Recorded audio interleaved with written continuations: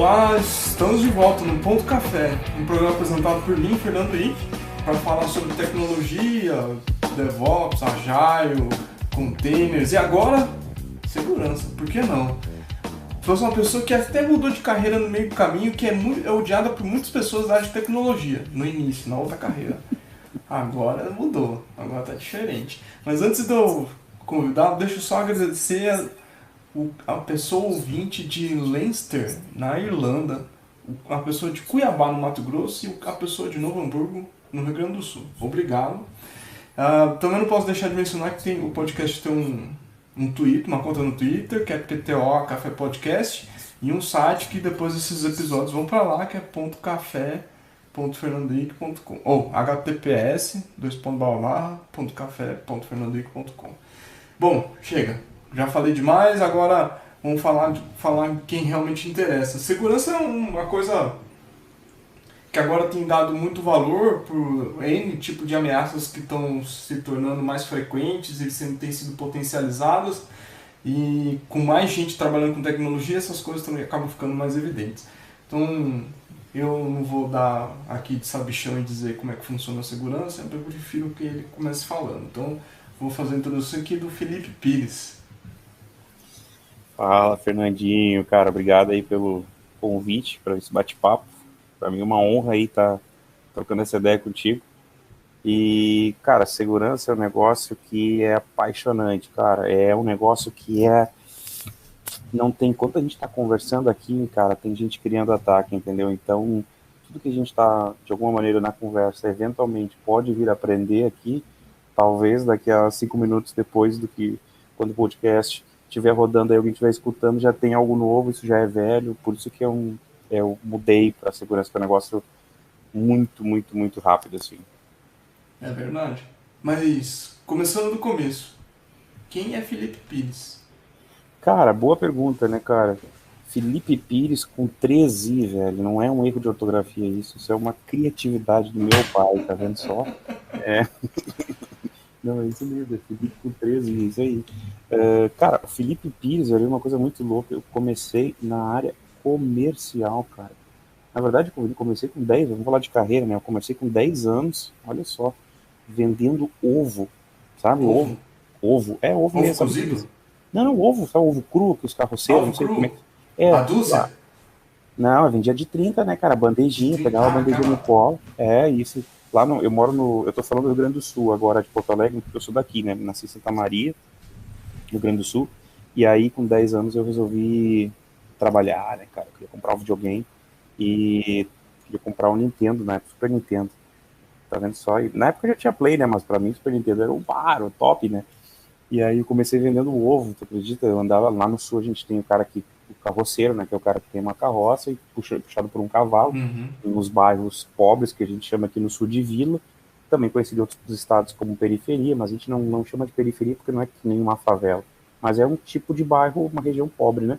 E aí Uhum. eu saí com esse carroceiro aí, engraçado, essa semana meu pai falou o nome do cara que eu nem lembrava, era o tal do Zico, enfim, que é o nome de craque, né, jogador de futebol, enfim.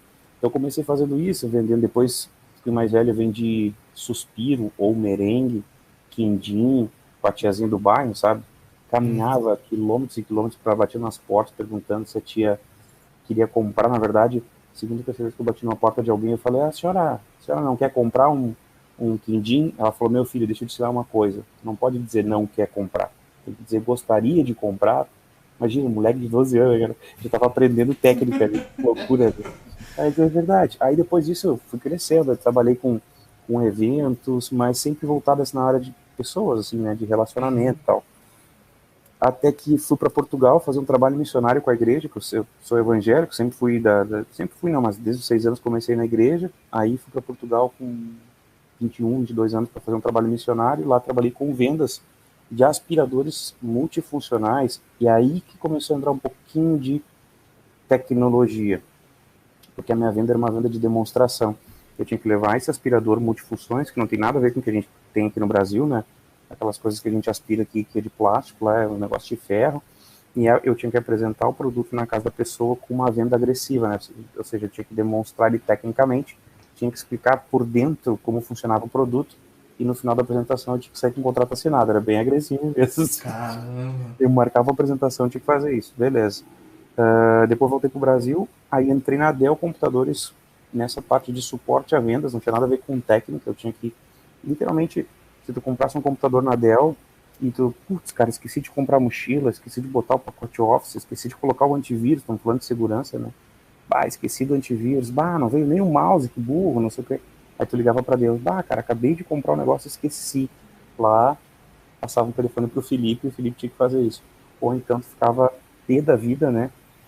Com uma compra que tu tinha feito, que tinha demorado anos para chegar, tava um mês sem chegar o teu notebook, tu precisava para fazer um trabalho, e tu liga para ele e falou, meu, não quero mais esse negócio, quero cancelar. Passa pro Felipe, e o Felipe vai ter que reverter essa situação. Então era mais ou menos assim o meu trabalho, e totalmente ligado a vendas. Aí, depois eu fui promovido, trabalhei no chat, né, trabalhei com small business, com medium business, sempre nessa área de vendas, né? Até que um dia eu comecei a reparar como é que os executivos no campo trabalhavam, né? E os que tinham bom resultado, os caras que eram muito bem reconhecidos profissionalmente, eram pessoas, né, que tinham um background técnico, né? Aí eu pensei, pá, então esses caras, eles passaram por um momento aprendendo a parte técnica. Então, para eu ser um bom executivo lá na frente, eu preciso vir para a área técnica. Aí comecei a fazer um trabalho de desenvolvimento na área técnica. Comecei a estudar a parte de infraestrutura, comecei a desenvolver para conhecer como é que funciona a infraestrutura com relação a servidores, data centers, montagem com switch, com storage, né, conceito de NAS, SAS, SAN, né, alta disponibilidade, qual que é a diferença de HA para recovery de desastre, ou qual que é a diferença do load balance, e aí comecei a estudar isso e fui promovido para especialista de data center, aí já na área técnica, né. Aí que comecei na área técnica, lá em 2017, eu acho. Não, 2017 não, 2013, por aí. Não, antes, 2011. Onde eu comecei, de fato, na área de infraestrutura, né? Então, montava muito cenário de virtualização, os caras ligavam para a Dell e pediam, quero comprar um servidor novo para minha infraestrutura, quero comprar um servidor para o meu banco de dados, quero comprar meu servidor para minha app que eu estou construindo aqui, os caras falaram que para botar a app para rodar eu tenho que ter um servidor com banco de dados SQL e que aguente, sei lá, muitos acessos XPTO por segundo. Aí o vendedor não sabia, né? Passava para quem? O Felipe.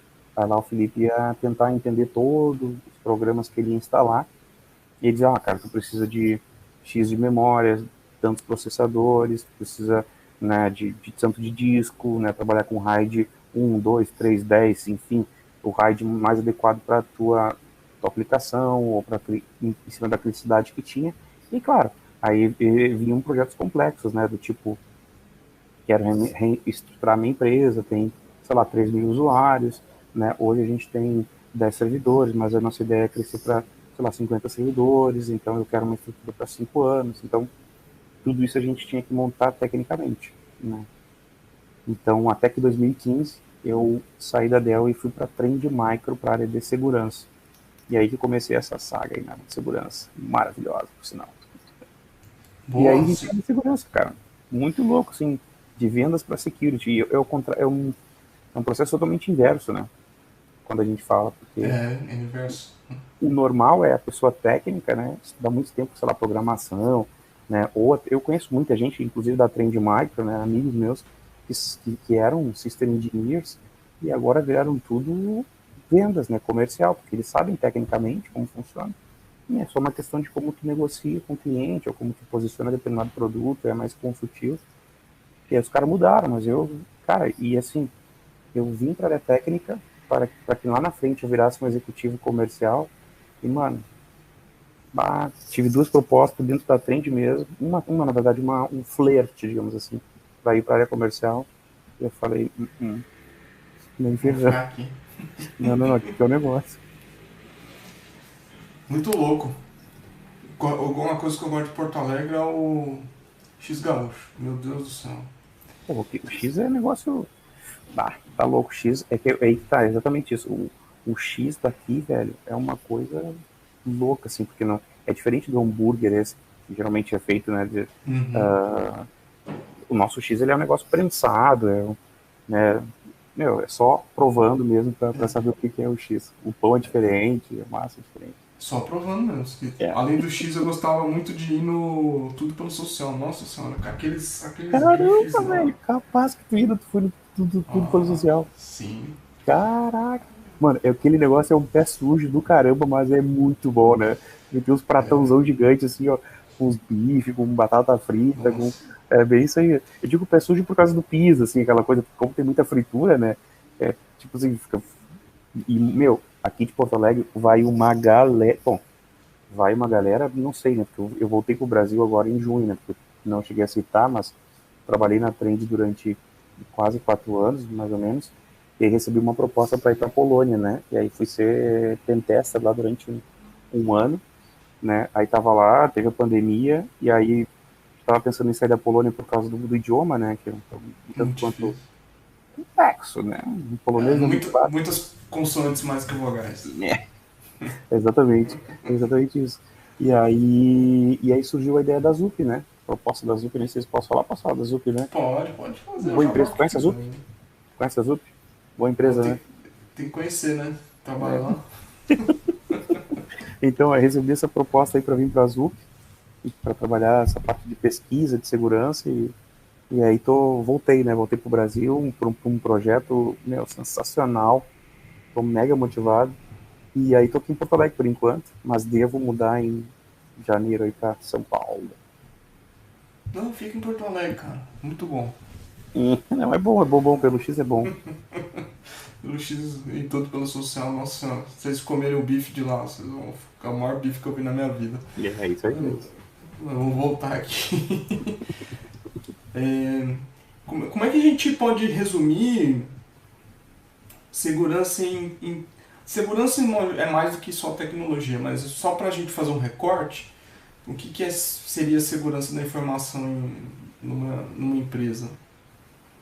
Na verdade, quando tu está na academia, né, estudando na faculdade, eles falam em três pilares, né? Que provavelmente eu não vou lembrar agora, né? Mas confiabilidade, eu esqueci o resto. Mas Ah, enfim, eu são também não três vou lembrar. pilares. São três pilares, basicamente, que a faculdade ensina, né? E tudo isso é interessante. E aí, uma coisa que é até interessante tu perguntar isso, e a prova de eu falar isso, de eu eventualmente não lembrar do nome, talvez seja um indício de por que muitos coordenadores das faculdades hoje em dia de tecnologia voltado à segurança estão fazendo uma atualização da sua grade curricular. Porque antigamente a faculdade ficava muito focada na academia, né? E Uhum. aí, por consequência disso, que acontece? O profissional saía dessa formação acadêmica, né, em segurança, por exemplo, que na verdade não existia isso, não, começou a existir há mais ou menos 2 anos, na verdade. Curso para graduação em segurança da informação. Até então não existia essa grade no MEC. Né? Então, inclusive, a primeira universidade que teve a aprovação do MEC foi a FIAP, em São Paulo, e aí, logo depois, as outras já puderam utilizar isso através do MEC. Né? Então, a FIAP foi a primeira que fez esse startup a nível de graduação. Né? Porque que acontece? Imagina um profissional, né, de dev, por exemplo, de desenvolvimento de sistemas, engenharia da computação, o cara sai da faculdade, como ele vai empregar isso, né, literalmente numa empresa? Como ele coloca isso em prática se ele não tem uma experiência com um profissional de mercado? Né? Porque a gente via anteriormente, né, muitos professores na academia, quando eu digo academia, eu digo na universidade, ensinando sobre os conceitos básicos, né, de tudo, mas assim, não tinha uma vivência corporativa, vamos usar esse termo assim. Então é o que eu costumo dizer, o que eu costumo falar, eu dei aula de redes, por exemplo, na faculdade, né, e a gente está falando de tecnologia como um todo, né, e aí eu faço sempre uma pergunta, seja na graduação quanto no pós-graduação, em MBA, que eu também já lecionei nesses tipos de curso, que é o seguinte, quando a gente fala de redes, todo mundo sabe muito bem da camada OSI, né, já ouvi falar no famoso camada OSI, talvez eu tenha ouvido falar, né, eu vou te perguntar aqui, a coisa que eu pergunto para os alunos, para não te vou deixar em maus lençóis, Obrigado, né? obrigado. Mas a pergunta que eu faço é simples, né? Se TCP ele é considerado um modelo de referência ou ele é um protocolo? Ou ele é os dois? Né? E aí eu faço aqueles 10 minutos de silêncio, né? Aguardando uma possível resposta. Depois eu faço uma interativa na sala e existe uma divisão disso, né? Uns falam que é protocolo, outros falam que é modelo, né? De implementação, outros falam, assim, geralmente é um ou dois que falam que são os dois. Então é literalmente uma pergunta muito idiota para uma resposta simples. E na verdade ele é os dois. Por quê? Porque quando a gente fala do TCP, ele é um protocolo, certo? Que atua na camada 4, quando a gente fala no modelo OSI, né? Que é o modelo acadêmico. Porque, por exemplo, se a gente usar o exemplo do ASCII, por exemplo, né, que é um tipo de nomenclatura que a gente usa para fazer a conversão, a tradução de uma string, por exemplo, feito lá pela questão americana, o que é implementado na prática numa empresa, né, o ASCII, ele se coloca na camada de aplicação, certo? Uhum. Então, essa camada de aplicação seria 7.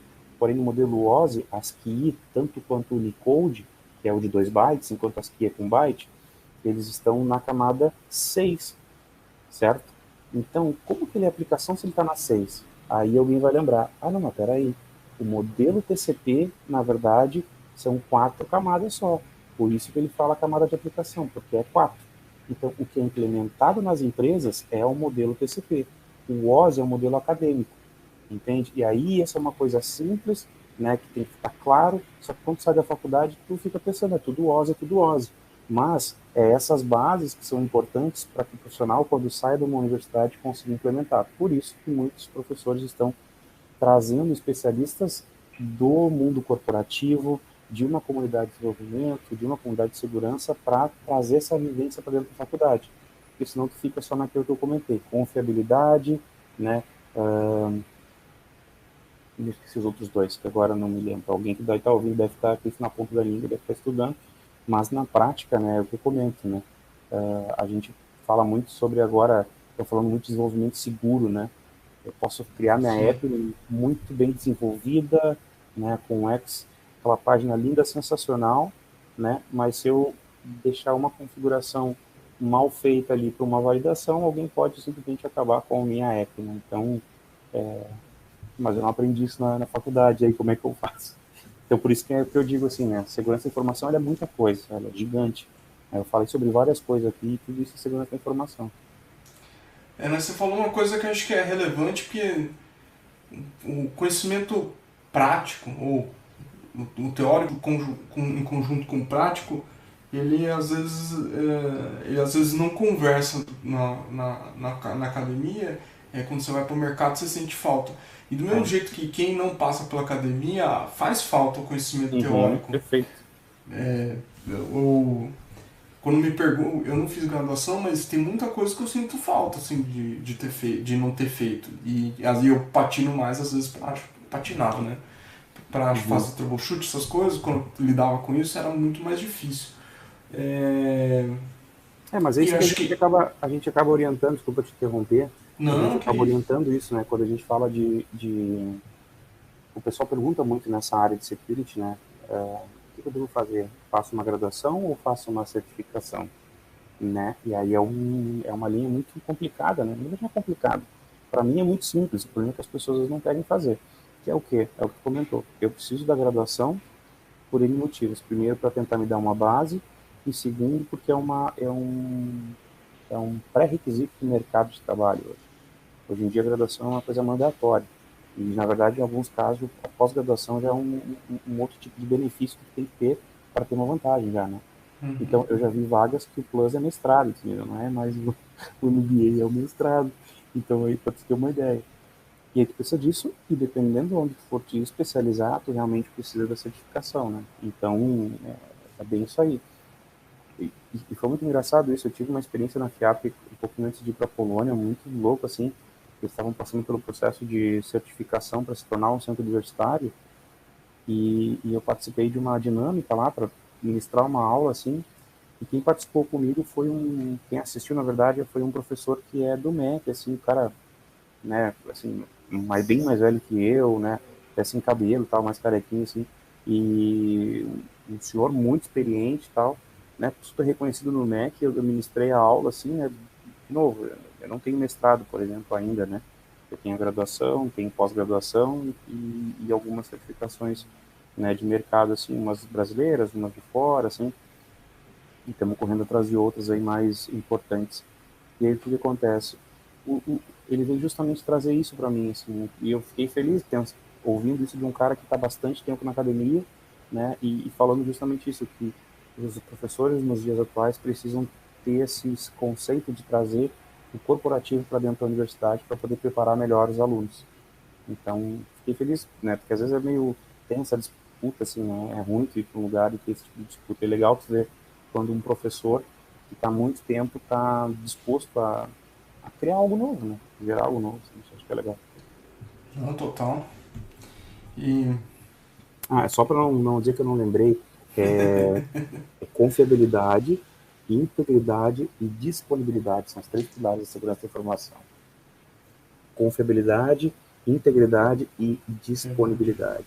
boa. Que é, na verdade, está disponível, né? O teu dado tem que estar disponível, tem que ser íntegro no sentido de que não pode ser alterado nem nada, e bom, confiável justamente por ser um verídico, enfim. Tem outras variáveis disso, mas não toda isso. E você comentou uma coisa sobre desenvolvimento seguro. Acho que, na verdade, ele sempre foi importante, mas agora mais do que nunca, porque pelo nível de exposição que tem, o que as pessoas desenvolvem, as organizações desenvolvem e colocam na internet. É, como é que uma empresa que, ou que seja muito, que não tem nada relacionado disso, como é que ela pode começar? Um grande, falou num ponto bem importante disso, né? As coisas, na verdade, na área de tecnologia, elas já tiveram, elas já acontecem há um tempo atrás já, né? É que nem a história, eu costumo dizer, a questão da, né, eu costumo dizer, se tu estudar isso, tu vai saber, né? Porque o Felipe está dizendo, é só tu estudar que tu vai ver. A questão do container, né? Sim. Containerização. Ah, isso é novo, isso é uma tecnologia nova. Eu ouvi gente falando que era uma tecnologia, com perdão da expressão, que a VMware tinha trazido, essa evolução da virtualização e tal. Eu falei, pô, peraí, cara, mas container nada mais é do que virtualização de sistema operacional. Então isso está lá atrás. Ele se popularizou com o Docker, né, cara? Então, assim, aí isso tudo é base, sabe, Fernandinho? É Uhum. base, velho, isso é base. Então, é como uma empresa, né, que nem a gente falou de desenvolvimento seguro. Cara, quando a gente desenvolve uma app, velho, a gente tem que pensar justamente isso. Bom, o que eu vou entregar de informação, né? É um produto, é um banco, enfim, alguém que vai acessar, né? E, infelizmente, hoje, a segurança da informação está muito mais ligada ao, a um cara que não deixa eu acessar minhas aplicações, né? Dentro de uma empresa, então a empresa pensa assim, por parte do desenvolvedor, né? Ah, é o cara que vai ficar bloqueando meus acessos, por parte de um diretor segue a mesma linha também, né? É o site que eu geralmente posso acessar na minha máquina, porque eu sou diretor, não vou poder acessar. Se alguém do financeiro é o programa que eu vou ter que subir as minhas invoices, que geralmente vai bloquear. Né? O cara do RH, que é um outro programa específico, também vai bloquear. Então, culturalmente, no Brasil, e não só no Brasil, no mundo como um todo, tem essa ideia, né?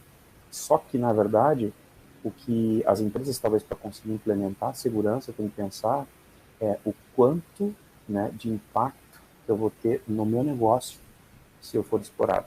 Né? Aí estamos falando de risco, não estamos falando né, de bloqueio. Então, porque, por exemplo, uma empresa que vende produtos pela internet, né, imagina uma Amazon da vida que vende, né, quanto que eles não faturam por dia? Imagina a Amazon bloqueada por 10 minutos, quanto que eles deixam de faturar? Né? É por essas e outras que eles pensam bastante no risco do negócio. Bom, estamos falando de pandemia agora o tempo todo, né? Se a gente olhar e Sim. pesquisar o tanto de empresa que fechou, cara, não foi fácil, né? E não é porque não tinha antivírus, não. É porque houve uma mudança global na economia que impactou no negócio, percebe? A segurança da informação ela segue uma mesma linha, né? Alguma mudança tecnológica ou em que a gente fala de ameaças pode mudar e que vai trazer um impacto na tua empresa. Se não estiver pronto, vai gerar um impacto no risco e no teu negócio. Não estou falando de bloqueio, estou falando de impacto financeiro.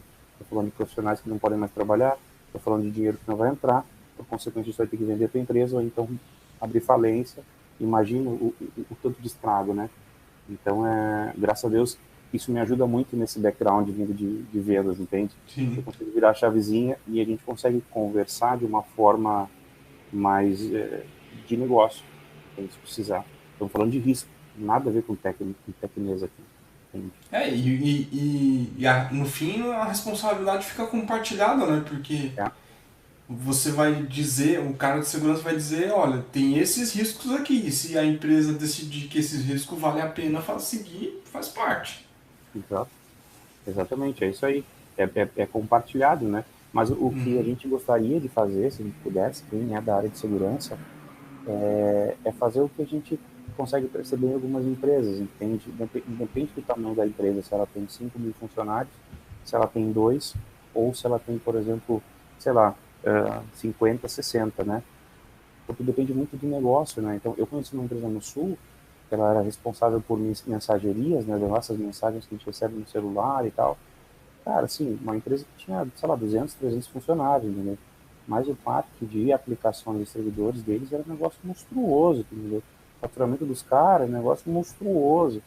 E aí tem de cima do board, né, literalmente, assim, essa visão de segurança, de qual que é o risco, que se essas mensagerias que a gente manda por contrato que a gente tem assinado, né, a gente não envia esses SMS, como que acontece, que impacto causa. Eu tinha uma empresa no Sul também que trabalhava com importação, uma empresa de 250 funcionários, super pequena, né, e que investiu um pesado em segurança, em produtos de segurança, porque o core business do cara era exportação e importação. O cara trazia container 10 milhões de dólares, entendeu? E aí eles sofreram um ataque que só não, de fato, eles não tiveram prejuízo de 10 milhões de dólares porque era feriado no Brasil. Só por isso. Caramba. Porque o cara, o atacante, para vocês terem uma ideia, interceptou a comunicação, ele conseguiu entrar no meio das trocas de mensagens e mandou fazer o pagamento da invoice para uma outra conta, porque estava tendo problema naquela conta tradicional. E como era feriado no Brasil, a empresa não conseguiu fazer esse trâmite bancário. Só por isso, foi uma sorte de um feriado brasileiro que salvou a empresa, literalmente.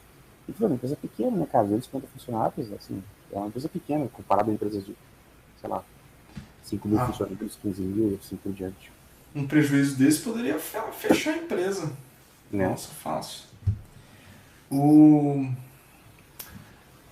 Agora tem se tornado comum essa coisa de red team, blue team. Uhum. O que, que é cada um e tem mais cores aí para equipes? Ou só são essas duas mesmo? Então, na verdade, isso é uma coisa que acabou acontecendo, né, nessas mudanças, assim, quando tu fala de estruturas de times, né, é, as principais que é falado hoje dentro do ambiente de segurança é o que a gente chama de Red Team e Blue Team. Esses são os dois principais, digamos assim. É onde a gente fala de Red Team a parte ofensiva e Blue Team a parte defensiva. Se criou algumas outras nomenclaturas já, né, do tipo Purple Team ou até mesmo Yellow Team, que né, se eu não estou equivocado, é voltado mais para a AppSec, o outro é voltado para esse misto entre defesa e ataque, que seria o Purple Team, mas, e aí entra uma luta nossa, né, enquanto segurança, que é, hoje existe uma confusão dentro do mercado de segurança que todo mundo que trabalha com pentest acha que isso é ser Red Team, e na verdade não é, né? O penetration test Ah, nada mais é exatamente, isso é um detalhe, quer dizer, e na verdade essa confusão não é feita pelo time de, por exemplo, quem não é de segurança, essa confusão é feita por quem trabalha com pentest. Não está claro isso, entende, esse processo. entendi. Então é isso que é interessante, porque dentro do Red Team existe todo um processo chamado Red Team Operations, né? Que é como tu cria a tua estratégia, como tu trabalha, né? A tua metodologia de implementação, como funciona o teu time, né? Então tu vai ter um cara, por exemplo, muito bom em exploração de mobile, por exemplo. Tu vai ter um cara muito bom de exploração web. Tu vai ter um cara muito bom de dev dentro do time, que provavelmente é o cara que vai codar as ferramentas, né, próprias para o time. Tu vai ter um cara muito bom em reversing, né, seja para fazer reversing de binários, seja para fazer exploração de binários. Tu vai ter provavelmente um cara muito bom em reversing de mobile, que talvez não seja o cara que seja o cara de reverso de binário PE, por exemplo, para mobile estão falando de APK, por exemplo, entre outras coisas. Então, assim, realmente é um time multidisciplinar com um foco dentro desse processo de invasão mesmo, simulando um ataque real, com todo um processo de características, né? Tu vai criar uma APT literalmente, né? APT é Advanced Persistent Threat, ou seja, é uma ameaça de força persistente, existe uma estratégia, o cara vai fazer uma engenharia social de fato, né? Existe o hacking, por exemplo, o Red Team Operation pode utilizar uma estratégia de fazer um hacking um hacking pessoal também mesmo, uma engenharia social, né? Não só por telefone, mas fazer uma tentativa de desde uma invasão física, por exemplo, uma exploração física de um escritório, né, para simular realmente todos os tipos de ameaça persistente e ameaça avançada. Então, isso a gente fala de Red Team Operation, tem toda uma metodologia, um processo e por diante. O pentest, ele nada mais é do que uma pessoa que executa, né, uma possível exploração em um ambiente, né? Seja ele um pentest do tipo black box, que é aquele que a gente só sabe o nome da empresa, Fernando Ick, e o cara tem que googar lá e fazer um processo de reconhecimento, buscar no Google, procurar em GitHub se tem credencial vazada. Particularmente a gente encontra muito aí nas empresas, né? Não é o teu caso, por exemplo, mas de empresas mesmo, só exemplificando como se fosse uma empresa, não tem nome.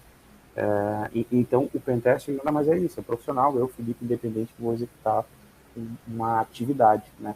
E o Red Team Operation, a gente está falando de uma equipe multidisciplinar que pode ter pessoas internamente que executam pentest, mas o pentest é muito mais superficial e não tem tanto essa persistência que existe dentro de um Red Team Operation, né? E não tem também esse nível de senioridade que tem muitas vezes num Red Team. O Blue Team, por sua vez, é uma equipe que trabalha com foco em defesa, né? Só que uma das coisas que a gente tem tentado trabalhar quando a gente fala de Blue Team é esse mindset, que é uma palavra, né, corporativa, de business, aí, né, que tem muita gente que não gosta, que basicamente tu ter um olhar de defesa, né, enquanto implementa, mas um mindset a cabeça de um atacante, né? E o ideal, né, não o ideal, né, vai lá, o ideal é muito forte, mas talvez uma característica interessante dentro de Blue Team é ter cada vez mais um desenvolvedor dentro do Blue Team. Porque no passado, ou ainda hoje, as empresas têm muita gente no Blue Team como simplesmente operadores de ferramentas. Por exemplo, é o cara que vai operar o AV, o antivírus, o cara que vai operar o Firewall, o cara que vai operar o WAF, o cara que vai operar um IPS, o cara que vai operar um IDS, ou seja, ele é um operador de ferramentas. Mas aí você diz para o cara do Blue Team, por exemplo, cara, olha só, não tem como todos os logs serem enviados para um CIEM, né, um relacionador de logs. Aí o cara vai perguntar, qual que a gente vai comprar? Não, comprar não, vamos desenvolver um CIEM. Não. Desenvolver não, vamos comprar. Entende? E quando a gente fala de Red Team, a gente vê muito mais essa equipe multidisciplinar dizendo o seguinte, cara, dá para usar essas ferramentas, tudo que a gente conhece, mas o problema é que tem muito a ver que já conhece. Um Metaxploit, né, um Nmap para fazer um scan, um MAS-scan, e assim por diante, um Dbuster, um WFuzz, né, um Nikito e assim por diante. Pô, não tem como a gente criar uma outra ferramenta? Não, vamos codar aqui, era isso. Então tem muito mais essa característica dentro do Red Team do que dentro do Blue Team.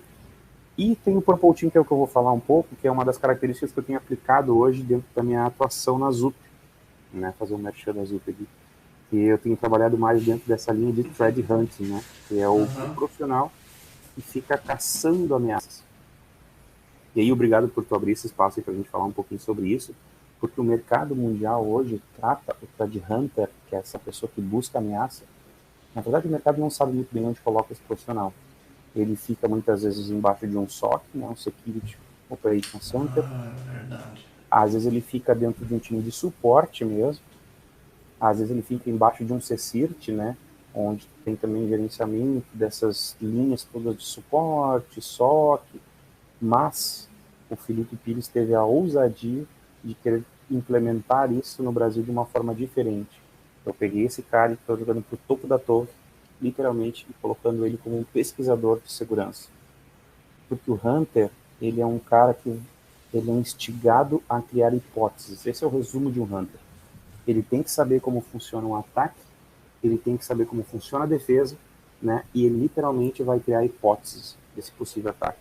Então, se eu crio hipóteses, eu acho que é uma característica muito interessante para tu botar um profissional debaixo de um SOC, entende? Então, E, na verdade, como eu comentei, o mercado ainda não está definiu muito bem onde vai ficar esse profissional. Então, dentro da Zup, eu estou criando esse time, né? Dentro de, inclusive, a gente criou o Zup Security Labs, onde eu atuo como um dos gerentes da parte de Threat Hunt, e estou trazendo esse quê de pesquisa, né? Então, criando hipóteses, que é o que eu costumava, um teste que eu fiz numa solução de antivírus que eu comentava contigo antes da gente começar, de fato, aí falar no podcast. O antivírus, ele tem uma premissa, ele tem uma característica, e aí, por exemplo, eu fiz uma exploração e gerei um report mostrando que eu poderia infectar a máquina por causa do delay de um update de policy, entende? Então, o tempo que ele Uhum. leva para fazer uma atualização é o tempo específico que eu posso tentar fazer um acesso remoto, conseguir um comando remoto nessa máquina. Mas aí alguém pode dizer, mas aí quando tem o AV vindo, vai deletar o teu binário, aí tu vai perder o acesso. Beleza. Mas se eu falar de um ransomware, por exemplo, eu criptografo a máquina, está feito estrago, e aí eu gerei um impacto no negócio. A gente falava de dinheiro na mão, né?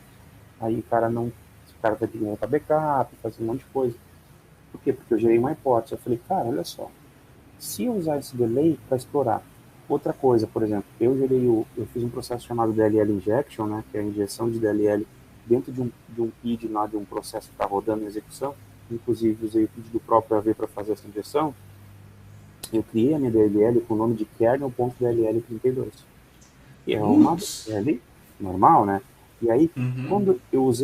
quando eu invoquei o processo em memória para chamar a minha DLL, ele chamou não só a minha, como a própria DLL de kernel.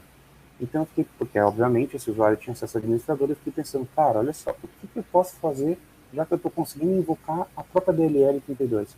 Então, eu estou criando hipóteses na minha cabeça. Então, o Hunter, por isso que eu digo, é um profissional que tem um skill que pode aproveitar muito nessa área de pesquisa.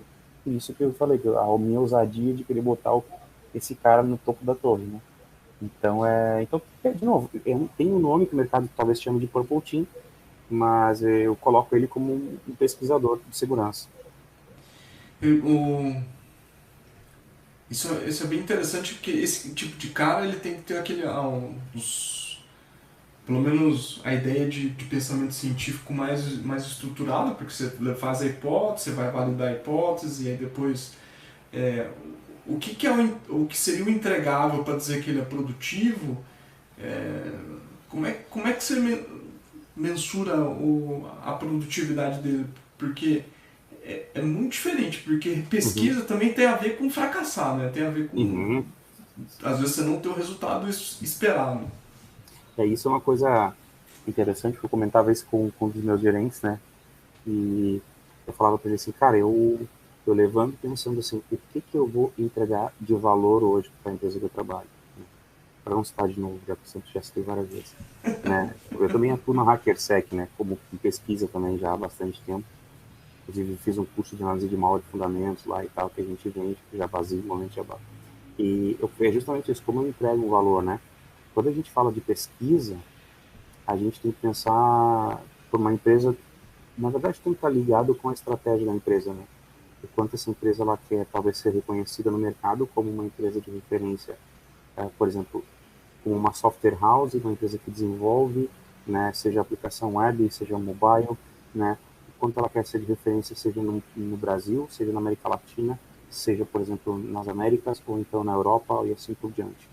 Então, o pesquisador ele vai muito mais linkado ao quanto ele faz quanto ele consegue gerar de informação, né, desse possível descobrimento que ele fez, né, o quanto ele vai publicar isso. Então, tipo spoiler aqui, né, até o final desse mês vai sair 5 artigos dos Upsecurity Labs, desses nossos trabalhos. Ó, Então, que legal. porque tá acontecendo, né? E aí, claro, isso é uma forma de entregar valor, porque tu está entregando justamente inteligência, porque na verdade o que acontece? Tu fez um descobrimento, né? Deu a hipótese e viu que dá certo. Então o Thread Hunter ele trabalha num tipo de metodologia que a gente chama de IOA, além do famoso IAC, né? Que é Indicator of Compromise, ou seja, aconteceu um ataque e nós temos características. Temos o IP, temos o domínio, temos a URL, temos um valor criptográfico, temos um hash. Tudo isso são informações deste ataque. Então já aconteceu. A gente pode se precaver disso e jogar para dentro de um ambiente chamado CTI, né, Cyber Threat Intelligence, que é onde a gente vai abastecer essa inteligência. Beleza, mas como eu trabalho de uma forma preditiva, que aí entra a entrega de valor também com pesquisa, Uhum. existe o que a gente chama de IOA, né? Indicator of Attack, que não tem nada a ver com um ataque já executado, mas são comportamentos que podem vir a gerar um ataque. Por exemplo, imagina que tu tem dentro da tua empresa que trabalha com, sei lá, desenvolvimento de software, tá? A gente está falando desse mundo de desenvolvimento, por exemplo. E essa empresa tem várias iniciativas, né? Vários times de desenvolvimento, sei lá, para instituições, que seja para e-commerce, para financeiro, hospital, qualquer que você possa imaginar. E aí o Hunter, fazendo processo de pesquisa, né, e literalmente de caça ameaças, ele nota que existem várias máquinas de setores diferentes, de times de desenvolvimento diferentes, acessando o mesmo domínio, certo? Ou seja, tem um cara que é bancário, tem um cara de hospital, tem um cara de e-commerce, ou seja, são características de máquinas completamente diferentes, por projetos diferentes, acessando o mesmo domínio que não é associado a nenhuma atividade que essa companhia tem, por exemplo, com o exterior. Então, isso já é um motivo de tu fazer uma investigação, porque são vários, né, hosts internos de ambientes diferentes acessando o mesmo domínio. Então, isso é não estou dizendo que é muito malicioso, mas é um índice de, né, possível ataque, que é associado a um comportamento. Então, tu pode trabalhar de uma forma preditiva em cima disso, né?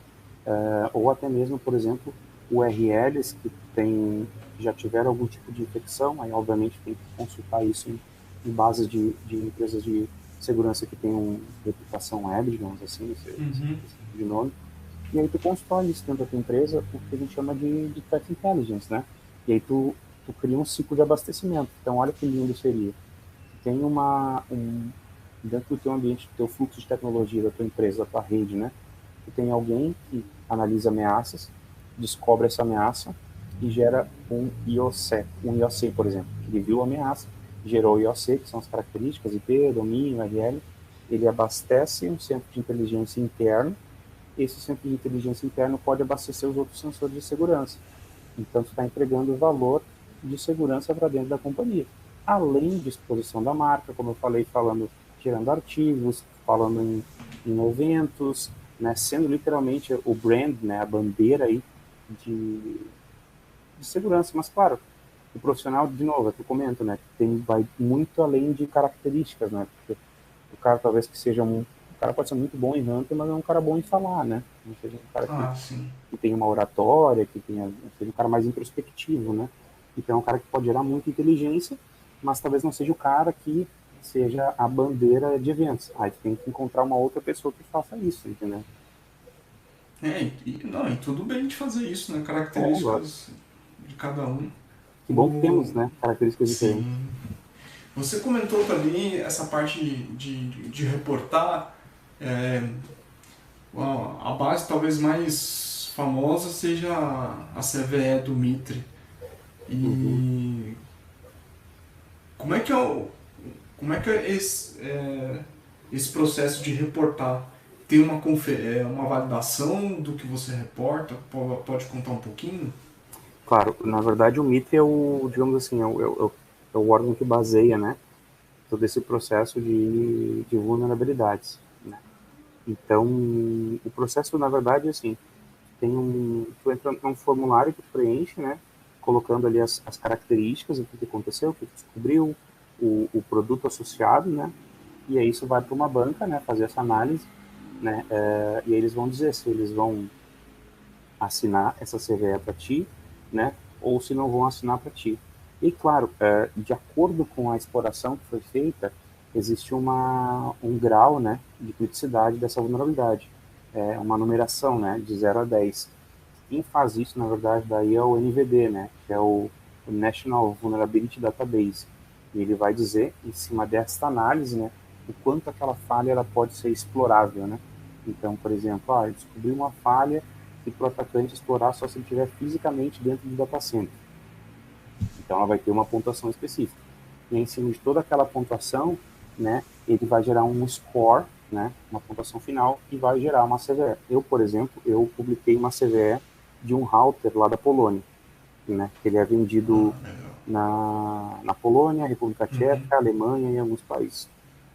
Uma, cara, uma CVE muito básica, uma falha grotesca de design da aplicação, porque é uma aplicação em HTTP, não rodava HTTPS, e não tinha nenhum tipo de nenhum Basic Authentication no processo de autenticação do admin. Caramba. Tá? Então, qualquer um que estivesse fazendo sniff de rede, usando um sniffer de rede, conseguia pegar a senha em texto claro. Aí, quando eu publiquei essa CVE, foi muito engraçado, né? Porque algumas pessoas me falaram assim, eu jamais publicaria isso. Daí eu falei, bom, pode ser. Mas o meu intuito aqui não é hackear a NASA, né? Em Microsoft eu falei isso, algumas parece que já ouviu isso. É mostrar justamente essa falha, porque a proposta da companhia era o quê? Nós vendemos esse router, esse roteador, para pessoa física e pequenas empresas. Se tem pequenas empresas, então existe um risco, certo? Beleza. Aí eu fiz o contato com o fabricante, procurei uma VP, né? Fiz o report, informei ela me colocou em contato com o gerente de desenvolvimento do produto. Ele me falou que quer conversar com o time de security, ele pediu os links, eu passei para ele, aguardei, e no final a resposta do manufacturer, né, do fabricante, foi o seguinte: não, realmente a gente já identificou isso, mas a gente entende que não é uma vulnerabilidade crítica. Aí eu falei, ok. E aí o MIT deu essa vulnerabilidade como high. Por quê? Caramba. Porque ela tem dados sensíveis sendo explorados. Essa foi o gatilho de deixar ela high, entende? Então é uma vulnerabilidade do nível tipo 7, né? Então, assim, cara, o órgão que define isso diz que é high, velho, não é o Felipe, entendeu? Então, assim, claro, de novo, a aplicação foi muito bem desenvolvida no que diz respeito a back-end, entende? Agora, a front-end dela, cara, assim, um negócio tanto que quando tu ia logar, tu não precisava nem de usuário. Ele só chamava a senha e detalhe. A senha, como eu digo, ela não tinha nem aquela flag de hidden dentro da aplicação, sabe? Uau.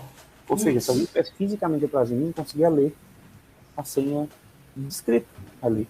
Então, de novo, pequenas falhas de design na aplicação, entende? E aquilo, né? Na verdade, são muitas vezes falhas bestas que a gente acaba descobrindo. É o que eu costumo comentar. Esses dias eu comentei com alguém, não lembro quem, e os caras pensam assim, pô, super hacker, né? E a pessoa pensa, cara, na verdade, tu olhou assim e pensou, cara, como é que eu nunca pensei nisso? É a criação de hipóteses, entende? É simples. Boa.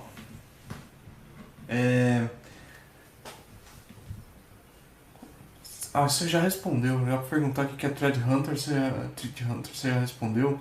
Mas quem quer começar na área de tecnologia, ou, desculpa, refazendo aqui, quem quer começar na área de segurança, quais as dicas assim que você pode dar? Então, a área de segurança é engraçado porque como eu atuo tanto pela HackerSec, né, Hacker Security, quanto pela ZUP, a gente recebe muito tipo de pergunta, né, de uma galera mais nova, né. A HackerSec tem um alcance bizarro, é mais de 1 milhão de gente seguindo, só para ter uma ideia. A gente tem Caramba, é 300 muita gente. seguidores no Facebook, a gente acabou de assumir a Deep Web Brasil também no Facebook, são mais de 700 seguidores. LinkedIn são mais de 25 mil seguidores, ou seja, desde o ambiente corporativo até estudantil, e tem muito esse tipo de pergunta para a galera mais nova, né? Como eu começo, tio? Ah, não sei o quê. Eu sou o tio, né, galera? Mais novo, sou o tio. Né? E eu costumo recomendar uma coisa que foi uma base para mim logo que eu entrei na área de segurança. A famosa cartilha de segurança da internet do CertBR. Porque Ah, ali, sim. ali vai falar tudo, assim, né? Bem geralzão e tal. Aí depois você vai explorar, porque a área de segurança, é um negócio que, cara, é gigantesco, entende? E é o que um outro amigo meu lá do Nordeste, né? A gente estava conversando esses dias, ele falou assim, cara, eu vou investir no Blue Team. Todo mundo quer ser Red Team, todo mundo quer invadir. E ninguém quer defender. Então a oportunidade maior está em defesa. Então a dica que eu dou para quem quer começar em segurança é isso. Veja a cartilha de segurança da internet do CertBR, e lá é um excelente início para entender como funciona a internet, os perigos da internet, fala de segurança, fala de malware, fala de N coisas legais, assim, de uma forma bem geral, assim, para deixar bem claro para a galera. Boa, Felipe. É, a gente está indo para uma situação de que as empresas têm colocado muitas coisas na cloud, né? Uhum. Nos provedores de cloud, IaaS, SaaS, etc. E eles têm, esses provedores, eles oferecem tantos serviços e a complexidade de ajustar, configurar, tem deixado muita coisa exposta. Só olhar Uhum. os S3 da vida aí que deixa tudo Sim. aberto, e principalmente quando vai lidar com dado de segurança ou dado de saúde. É, você tem alguma um insight assim para quem cuida desse tipo de coisa ou quem precisa proteger esse tipo de coisa, referência ou se isso que eu estou falando talvez não esteja tão evidente? Então, isso é uma das coisas que a gente, eu quando dei aula de cloud, né, ou quando dou aula de cloud na faculdade, eu puxo justamente para esse viés da segurança, né, no processo de implementação de policy. Porque se tu lê, por exemplo, qual que é o guidance, né, o direcionamento aí por parte da AWS, por exemplo, que é um dos grandes provedores de cloud. Qual que é o guidance da Microsoft, em cima de Azure, por exemplo? Ou até mesmo o GCP, vamos falar dos três principais. O guidance deles é que a segurança ela é trabalhada de uma forma compartilhada. O próprio provedor de cloud possui uma coisa chamada marketplace, onde softwares de segurança vão poder oferecer os seus serviços de segurança dentro da cloud. Aí é uma questão de obviedade, né? Se o provedor de cloud está me oferecendo algo de segurança, é porque realmente eu preciso ter uma atenção para isso. E aí entra uma outra coisa que eu procuro ensinar na faculdade. Cloud, quando fala de segurança, na grande maioria das vezes, é segurança no que tange a disponibilidade de acesso. Eu tenho um ambiente redundante, eu tenho uma rede onde eu posso me conectar, mas é segurança por disponibilidade. Quando a gente fala de software, nível de segurança, né?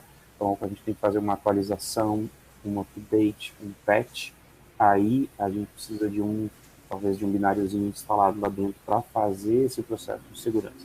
Óbvio, quando a gente fala de um provedor de cloud, a gente tem todo o processo de firewall, né, as famosas VPCs, né, os firewalls de cada player de nuvem que chama da sua maneira, né? Então, existe essa primeira camada que seria mais de um nível de perímetro, como a gente falava antigamente. Mas no que Verdade. tange a atualização, né, no que tange a, a implementação de soluções de segurança, existe um outro provedor de segurança que auxilia esse provider de cloud, né, como a AWS e Azure, assim por diante. E eu acho isso muito, muito louco, porque as falhas que acontecem, se você reparar bem, né, que bom que isso acontece, essas falhas, né, a propósito, e daí é sinal que a gente pode trabalhar, no caso do nosso time de segurança, a gente pode explorar isso, mas o que é exposto nada mais foi por uma falha de política mal aplicada, né? Isso não tem nada a ver com o produto em si, né? Ou com o provedor de segurança, o provider, né? Mas foi quem aplicou a policy, né? Seja liberou um acesso, seja salvou uma informação, uma key da AWS, por exemplo, do Azure dentro de um GitHub público, né? Ou pior, né? Vamos entrar um pouco mais nessa parte de dev, aí, já que a gente está falando de tecnologia, né? A gente, o ambiente de produção é altamente, pô, tipo de criptografia, TLS, o negócio, show de bola, legal, protegido. Mas o ambiente de QA, o ambiente de dev, está com o code comentado dentro do GitHub. Então tem toda a arquitetura comentada, inclusive, do código dentro do GitHub aberto, certo? E muitas vezes, o que eu já encontrei, por exemplo, em alguns trabalhos que eu fiz, foi de encontrar password, né, senhas lá dentro, e que a gente utiliza no ambiente de PA e dev, consegue logar, tudo bem. E aí o Nossa, pessoal diz assim, não, demais. beleza, mas aí não é produção. Mas aí tu pega às vezes a mesma senha, roda no ambiente de produção. Ah, uma configuração mal feita que sobe com a mesma senha. Nossa senhora. Eu já vi empresa quebrar por causa disso, porque É, eles pegaram a chave de acesso ao provedor de cloud e aí começou a fazer minerar scale, Bitcoin, cara. a minera. Nossa senhora, acabou, acabou. Não, ainda mais com o autoscale hoje em dia, né? O autoscale marotíssimo aquele, tu só deixa subir instância, ó, tora. Pegou, pegou a principal máquina lá da AWS na época, foi, meu Deus do céu, era absurdo. É, muito bem, vamos chegando ali perto dos finalmente, enquanto vou preparando aqui para fazer a última pergunta. Você vai pensando aí numa dica de filme, seriado, livro, enfim, o que você achar que vale a pena. Você já falou que tem trabalho na HackerSec. Você tem outro side project aí ou coisa que você colabora, que você quer mencionar? Cara, basicamente a minha, eu sou basicamente um LinkedIn main, né? Muito engraçado, eu comecei a usar essa ferramenta, né? Eu não estou fazendo jabá do LinkedIn aqui, mas eu comecei a usar eles em 2011.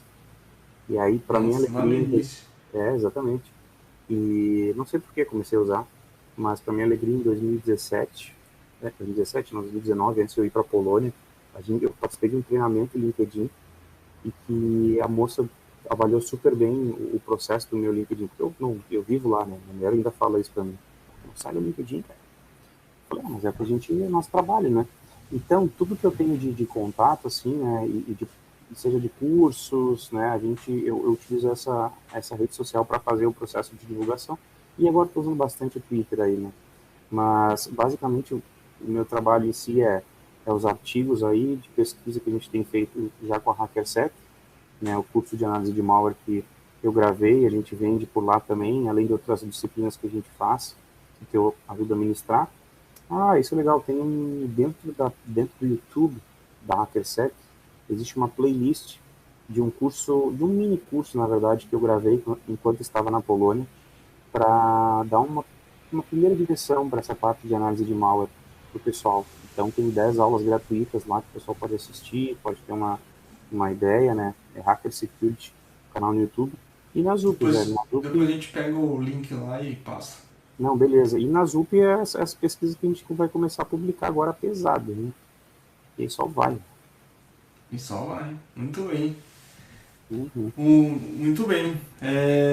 Já pensou numa dica aí pra gente fechar a nossa Cara, eu vou dizer o conversa? seguinte, eu vou fazer totalmente o oposto do que a galera de segurança faz, tá? Nessa parte de filmes. Pode ser uma coisa não relacionada à tecnologia, tá? Não, Fica eu acho tranquilo. que o engraçado, não, quando a gente fala de tecnologia, bom, vamos lá. Eu vou na verdade passar dois filmes nada a ver com tecnologias, que foram duas séries, seriados que eu assisti aí, né? Que é o The Walking Dead. Eu comecei a assistir agora, Muito engoli bom. ele viciadamente durante 3 semanas, quase 10 temporadas. Não me pergunte como, mas eu fiz. Eu e minha Caramba. mulher. Estou me sentindo triste, chateado, órfão agora nesse momento. E queimei minha língua, porque minha mãe olhava isso aí e eu dizia, não sei porque ela vê filme de zumbi. E enfim, e eu acabei vendo. E estou terminando Breaking Bad também, que é uma coisa muito legal, Muito né? legal. Porque eu acho que a gente, quando vê série, a gente tem duas possibilidades, né? A gente pode ver série como um simples olhar, ou a gente pode explorar ele com um viés tecnológico, né? Então, dentro do Breaking Bad, né, sem dar spoiler, assim, mas pensar o que o cara fez, né, um dos principais ali fez no conceito de criação, quando a gente fala de hacking, galera, é isso que ele está fazendo. Ele está fazendo um hacking, porque ele pegou um negócio que não era, ele viu que o mercado trabalhava com 70% de pureza, ele criou algo com mais de 90% de pureza. Ele encontrou uma falha no sistema. Isso é hacking dentro da área de química, entende? Então, é uma oportunidade de a gente ver esses filmes assim, para ter um outro viés. E eu acho que eu estaria mais um, aí voltado para a tecnologia, mas totalmente o oposto do que todo mundo fala de Mr. Robot, assim por diante, mas sim a primeira temporada de EU, que é pesado em cima de engenharia social. Então, principalmente, Esse eu não assisti, eu acho. é uma série meio romantizada, assim, né, de um cara que faz, que persegue uma menina, um stalker. Tem até dica titulada aqui, quer ver? Alguém participou do nosso podcast junto aqui. Ele é um stalker, mas a parte de tecnologia legal é que ele mostra justamente como a gente consegue facilmente informações das pessoas na rede social. É impressionante, é muito legal. Então, né, a primeira temporada é bem legal, a segunda ela sai desse viés, ele vai para um outro viés, mas a primeira temporada tem muito essa questão de engenharia social. Então, e é legal porque tu vê que quando eles tentam achar uma pessoa especificamente, o cara vai até numa lan house e ele dá um comandinho lá para entender resolução de DNS, assim. Então, bem simples, assim, nada muito avançado, mas o legal é a engenharia social que ele faz para stalkear a guria, assim, na rede social. Acho que isso é legal. Então, ele... Porque Mister Robot é bacana, mas ele começa a primeira temporada legal, depois ele sai da vida real, entendeu? Dá uma É isso aí. viajada, né? É isso aí. É isso aí. O... Pô, eu esqueci de fazer uma pergunta, mas deixa eu só dar minha dica aqui, que é o Wasp Network, rede de espiões. Você pode assistir The Fear Walking Dead, que é um spin-off. Não sei se você viu, mas é legal. Não cheguei a ver, mas é... Não, Acho vou que dar uma... tem 5 temporadas. Eu não tô nem aí com quantas temporadas tem. Quando a gente gosta, a gente cai pra dentro.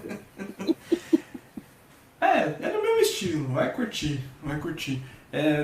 Você tem recomendação, já que você tá aí no LinkedIn, no Twitter, de uma ou duas pessoas que é pra galera acompanhar uma ou na outra rede, tanto faz? Além de você, claro. Cara, dentro do Twitter existe muita gente, né, cara? E quando a gente fala de segurança, uma das principais referências de segurança, assim, que a gente, logo que eu entrei, né, era não, né, é o Rodrigo Rubira Branco, né, que é um cara, meu, que é uma referência, inclusive, a minha ideia, né, eu nem falei com ele sobre isso, inclusive, vai pro ar aí primeiro antes de você falar com ele, mas eu construí, né, eu tô construindo a ideia desse time na Zup, baseado no Storm, né, que é o time de pesquisa que ele criou quando trabalhava na Intel. Hoje ele é pesquisador da AWS, da Amazon, né, e é um cara que posta muito, é um cara que tem muito conhecimento, é uma referência aí dentro do mercado aí de SEC, da comunidade, é um dos fundadores do H2HC, né, o Hacker to Hackers, que é um dos principais eventos de segurança aí do Brasil e da América Latina, bem reconhecido. Então é um cara que tem muita coisa boa aí para recomendar. Eu acho que eu ficaria de verdade nele, assim, não faltaria mais pessoas assim para recomendar, né? A HackerSec compartilha muita coisa legal no LinkedIn, muita matéria boa, assim. Eles têm um boletim, né, que é diário sobre notícias de segurança, então é muito legal porque consegue estar atualizado o que está acontecendo no cenário de segurança, né? Então, mas o Twitter tem muita coisa boa, cara. Eu recomendo um cara chamado Fernando Ick, também muito bom, Bom, mas né? eu não falo de segurança não, de vez em Não, quando. não, tem muita gente boa, assim, mas assim, é isso aí, cara. Não, de novo, a gente teria que ficar um tempão falando que tem várias Não, pessoas para sim. bug bounty, depende de cada viés aí de segurança, teria uma pessoa para dizer, né? O Não, Fernando mas... Mercedes, que foi essa parte de análise de malware sempre foi uma inspiração, né? Ele tem um canal no YouTube chamado Papo Binário também, com entrevistas, cursos gratuitos, né? Um cara que ajuda muito a comunidade de segurança. Esse é um cara também que vale a pena acompanhar. São os dois aí que eu citaria. De novo, tem vários outros, mas esses dois aí Não, são os mas dois que eu são. só pra quem tá aqui aprendendo, fala assim, vou buscar a referência. Quem quer Boa, aprender vai no Mercedes aí, que tem muita coisa gratuita aí legal. boa demais. Obrigado pelo tempo que vocês tiveram conosco nos ouvindo e agora é a despedida. Obrigado aí, né, por tudo, de novo. Grande, obrigado aí pela oportunidade.